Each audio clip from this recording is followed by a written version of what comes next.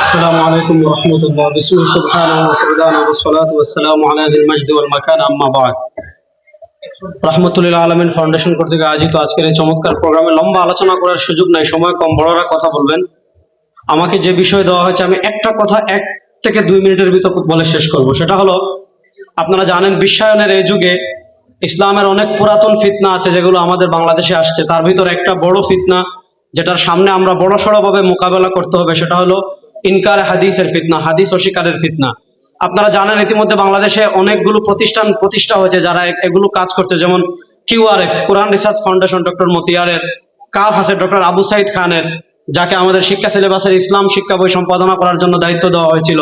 এজন্য আজকে যারা এখানে এসেছেন আমি তাদের কাছে একটা অনুরোধ করে আমার বক্তব্য শেষ করছি।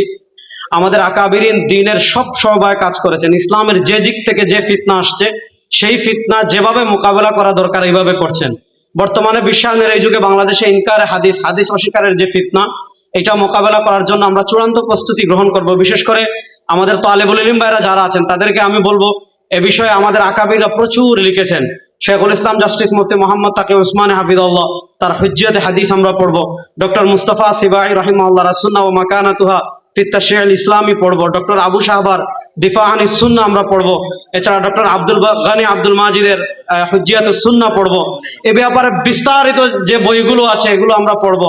এবং আহলে কোরআন আমি বলছি না, মানে মুনকিরিন হাদিস যে যে প্রসঙ্গগুলোতে অ্যাটাক করে, যেমন তাদের মৌলিক যে অভিযোগ হাদিস লেখা হয়নি, এটার উপর আল্লামা মানাজির হাসান গিলানী রাহিমাহুল্লাহর তাদবিনে হাদিস আছে, আব্দুর রশিদ নোমানী রাহিমাহুল্লাহর লেখা আছে।